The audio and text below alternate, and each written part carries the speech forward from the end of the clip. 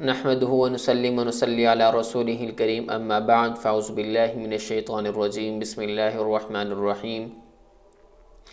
آج ایک بار تفسیری کے لیکچر میں آپ سے پھر ملاقات ہو رہی ہے۔ اگر آپ نے ہمارے چینل کو سبسکرائب نہیں کیا تو سب سے پہلے آپ سبسکرائب کر دیں اور ویڈیو کو لائک کر دیں، تو پھر ہم انشاءاللہ آگے سے تفسیر سٹارٹ کرتے ہیں۔ ہمارا آپ کو جیسے کہ معلوم ہے لیکچر وائز ہمارا ایپیسوڈ وائز ہمارے تفسیر کے لیکچر ہوتے ہیں، اور آج ہم انشاءاللہ سورۃ النازعات پڑھ رہے ہیں، تو اس کے تقریباً آج آخری لیکچر ہوگا انشاءاللہ، اور پھر ہمارا جو نیکسٹ لیکچر آئے گا اس میں سورہ عبسہ کی ہم وہ تفسیر سٹارٹ کریں گے۔ تو بس آپ سے یہی التماس ہے کہ آپ ہمارے ساتھ جڑے رہیے گا۔ اعوذ باللہ من الشیطان الرجیم بسم اللہ الرحمن الرحیم۔ فَإِذَا جَاءَتِ الطَّامَّةُ الْكُبْرَى، پس جس وقت آئے گی بہت بڑی مصیبت، یوم یتذکر الانسان ما سعی، جس دن یاد کرے گا انسان اس چیز کو جو اس نے کمایا، وَبُرِّزَتِ الْجَحِیمُ لِمَن یَرَى، اور جس وقت ظاہر کر دی جائے گی جہنم، لمن یرا، اس شخص کے لیے کہ جو دیکھے گا، فَأَمَّا مَن طَغَى، بس بہرحال وہ شخص جس نے سرکشی کی، وَآثَرَ الْحَیَاةَ الدُّنْیَا، اور اس نے پسند کیا دنیا کی زندگی کو، فَإِنَّ الْجَحِیمَ هِیَ الْمَأْوَىٰ، بس بے شک جہنم وہی اس کا ٹھکانہ ہے۔ وَأَمَّا مَنْ خَافَ مَقَامَ رَبِّهِ وَنَهَى النَّفْسَ عَنِ الْهَوَىٰ، اور بہرحال وہ شخص کے جو ڈرا اپنے رب کے سامنے کھڑے ہونے سے اور روکا اپنے نفس کو خواہشات سے، فَإِنَّ الْجَنَّةَ هِیَ الْمَأْوَىٰ، پس بے شک جنت وہی اس کا ٹھکانہ ہے۔ يَسْأَلُونَكَ عَنِ السَّاعَةِ أَيَّانَ مُرْسَاهَا، وہ پوچھتے ہیں آپ سے، کون پوچھتے ہیں؟ کفار مکہ پوچھتے ہیں آپ سے قیامت کے بارے میں، ایان مرساہا، کب ہے اس کا قیام، فیم انت من ذکراہا، کس چیز میں آپ پڑھے ہوئے ہیں اس کے ذکر سے، الی ربک منتہاہا، تیرے رب کی طرف ہی اس کی انتہا ہے، انما انت منذر من یخشاہا، بے شک آپ ڈرانے والے ہیں اس شخص کو جو ڈرتا ہے، کأنہم یوم یرونہا لم یلبسوا الا عشیۃ او ضحاہا، گویا کہ وہ کفار کے جس دن دیکھیں گے اس قیامت کو نہیں ٹھہریں، گویا کہ وہ یوں کہیں گے، لم یلبسوا الا عشیۃ او ضحاہا، کہ وہ نہیں ٹھہرے دنیا میں مگر ایک زندگی کی ایک صبح یا ایک شام، مطلب ایک شام کا کچھ حصہ ٹھہرے یا صبح کا کچھ حصہ ٹھہرے، اتنی ہی ان کو معمولی زندگی لگے گی دنیا والی۔ بہرحال ہم اس کے ترجمہ آپ نے سن لیا، اب اس کی تفسیر ہم سٹارٹ کرتے ہیں۔ اب آپ نے دیکھا فَإِذَا جَاءَتِ الطَّامَّةُ الْكُبْرَىٰ، اللہ رب العزت اس میں ارشاد فرماتے ہیں کہ جب آ جائے گی بڑی مصیبت، کہ اب یہاں پر اصل میں آپ ذرا پچھلی لیکچر کو اگر آپ نے سنا تو اس میں اللہ تبارک و تعالی نے اپنی جو قدرت کے جو دلائل تھے وہ بیان کر کے اللہ نے بعث بعد الموت کو ثابت کیا۔ اب یہاں سے بعث بعد الموت کے جو واقعات اور روز قیامت کی شدت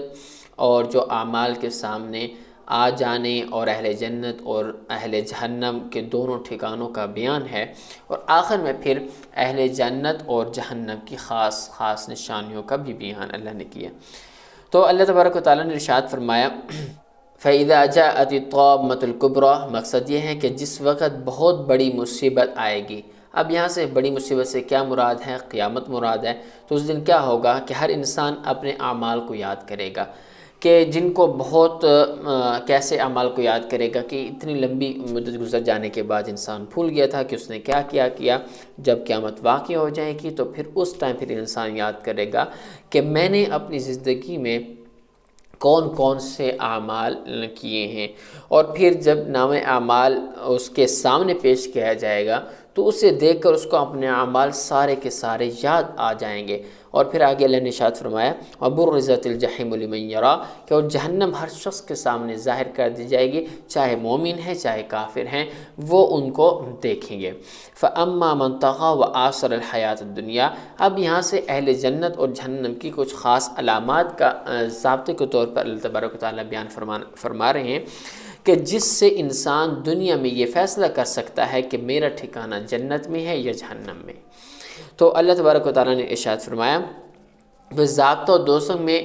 جنت کا ٹھکانہ وہی ہے جو ان آیات میں اللہ نے ذکر کیا ہے۔ ہاں اگر کسی جہنمی کو کسی کی شفاعت کر کے اللہ تبارک و تعالیٰ کی رحمت سے جہنم سے نکال کر جنت میں پہنچا دیا جاتا ہے تو وہ جیسا کہ احادیث کی روایت میں کہ جناب نبی کریم صلی اللہ علیہ وسلم خود شفاعت کریں گے، حافظ قرآن شفاعت کرے گا، عالم شفاعت کرے گا، لیکن وہ عالم جو عالم بعمل ہو، لیکن وہ حافظ قرآن جو عامل ہو، اس پر عمل کرنے والا ہو۔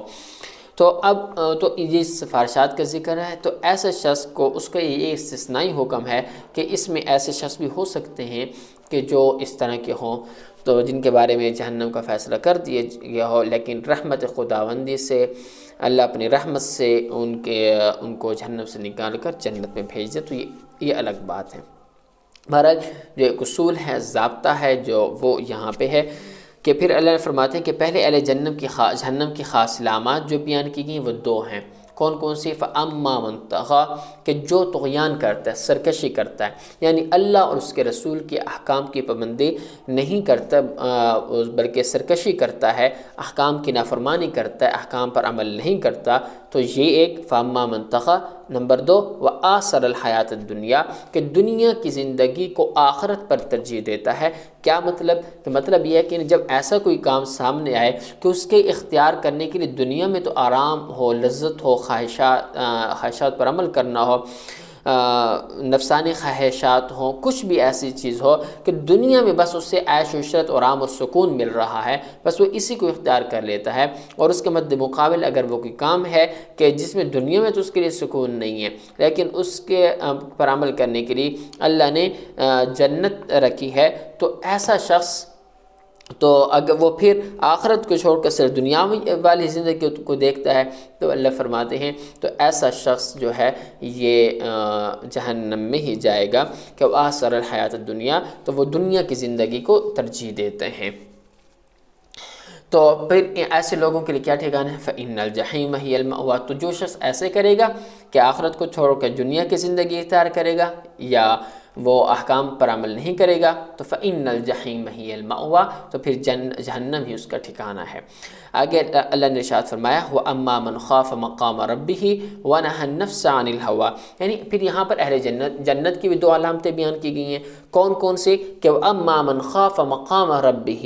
کہ اہل جنت وہ ہے کہ نمبر 1 کہ جس شخص کو دنیا میں اپنے ہر عمل میں، ہر کام کے وقت یہ خوف ہو کہ اللہ مجھے دیکھ رہے ہیں، ہر کام میں وہ رب سے ڈرنے والا ہو کہ اللہ مجھے دیکھ رہا ہے، ایک نہ ایک روز مجھے اللہ کے سامنے پیش ہونا ہے، اپنے تمام اعمال کا حساب دینا ہے۔ وَنَهَى النَّفْسَ عَنِ الْهَوَىٰ نمبر 2 اور جس نے اپنے نفس کو قابو میں رکھا، کیا مطلب کہ ناجائز خواہشات سے اس کو روک دیا، کہ جس نے دنیا میں یہ دونوں صفات حاصل کر لی، اس کو یہ خوشخبری ہے کہ فَإِنَّ الْجَنَّةَ هِيَ الْمَأْوَىٰ۔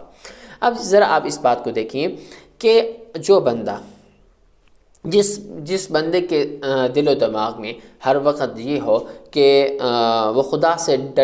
خود اس کے دماغ میں یہ چل رہا ہو کہ بھی اللہ مجھے دیکھ رہا ہے، اللہ مجھے دیکھ رہا ہے، اللہ مجھے دیکھ رہا ہے، اللہ کا خوف اس کے دل میں ہو، تو پھر یہ ہوگا کہ وہ اپنے نفس کو خواہشات سے بھی روکے گا۔ تو بنیادی بات یہ ہے کہ اللہ کا ڈر جب ہوگا تو انسان خواہشات سے بھی روکے گا، برے کاموں سے روکے گا، اور اللہ کے احکامات پر عمل کرے گا، تو پھر ایسے شخص کے لیے اللہ نے فرمایا فَإِنَّ الْجَنَّةَ هِيَ الْمَأْوَىٰ اصول کے مطابق تو وہ جنت میں جائے گا، جنت ہی اس کا ٹھکانہ ہے۔ لیکن غور کیا جائے تو یہ بات میں نے آپ کو پہلے بھی ڈسکس کر دی کہ نتیجہ ایک ہی ہے، کیونکہ جو شخص خاف مقام رب کے سامنے کھڑے ہونے سے ڈرے گا تو ظاہری بات ہے وہ وَنَهَى النَّفْسَ عَنِ الْهَوَىٰ اپنے نفس کو خواہشات سے روکے گا بھی سے۔ آگے اللہ تبارک و تعالیٰ ارشاد فرماتے ہیں چونکہ یسألونک عن الساعۃ ایان مرساہا فیما انت من ذکرہا،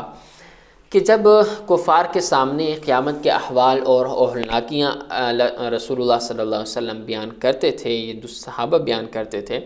تو جزا و سزا کا ذکر ہوتا تو کفار فٹافٹ آگے سے یہ سوال کرتے کہ اچھا بتاؤ تو صحیح کہ قیامت کے آنے کا وقت تو بتا دو کہ قیامت نے کب واقع ہونا، قیامت کب آئے گی۔ تو جب اس کا وقوع یقینی ہے تو یقیناً اس کا وقت بھی تو متعین ہوگا۔ تو یہ وہ سوال کیا کرتے تھے۔ تو ایسے سوال، تو یہ سوال ایسا ہے کہ جیسا کہ مثال کے طور پہ ڈاکٹر کے پاس کوئی شخص جاتا ہے تو ڈاکٹر اسے کہتا ہے کہ بھی آپ اس میڈیسن استعمال کریں اور یہ پرہیز کریں، اگر آپ نے یہ نہیں کیا تو آپ کی جان کو خطرہ ہے، آپ مر بھی سکتے ہیں۔ تو مریض پھر آگے سے کہنے لگے اچھا یہ بتاؤ مجھے کب مرنا ہے۔ تو جیسے یہ مریض کا سوال احمقانہ ہے تو ایسے ہی یہ لوگ، ان لوگوں کا سوال بھی احمقانہ تھا۔ تو بہرحال وہ ان کو چاہیے تو یہ تھا کہ وہ جناب نبی کریم صلی اللہ علیہ وسلم کی بات مانتے، ڈاکٹر کی بات پر عمل کرتے، لیکن آگے سے انہوں نے ایسے نہ کیا۔ بہرحال نبی کریم صلی اللہ علیہ وسلم بھی بکثرت حضرت جبریل علیہ السلام اور اللہ تعالیٰ تبارک و تعالیٰ سے قیامت کے وقت کے بارے میں سوال کرتے، تو اللہ تبارک و تعالیٰ آگے فرماتے ہیں کہ کفار آپ سے قیامت کے بارے میں سوال کرتے ہیں اور آپ بھی بکثرت اس کو ذکر کرتے ہیں، ہم سے پوچھتے ہیں، تو اللہ ارشاد فرماتے ہیں کہ فیما انت من ذکراہا، کہ آپ کس چیز میں پڑے ہیں اس کے ذکر سے۔ کیا مطلب کہ آپ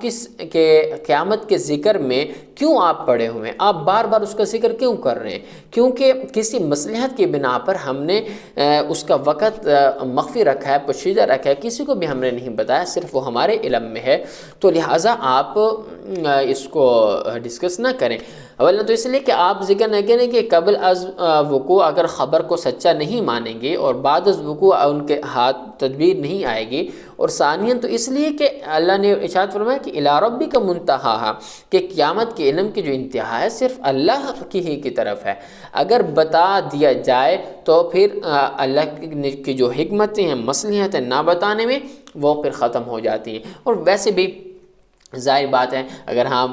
اپنے اس اصول کے مطابق معاشرے کے حالات کے اعتبار سے دیکھیں تو پھر یہ ہوگا کہ جو برے لوگ ہوں گے وہ کہیں گے خوب گناہ کر لو، خوب اس میں کر لو، قیامت آنے سے پہلے ہم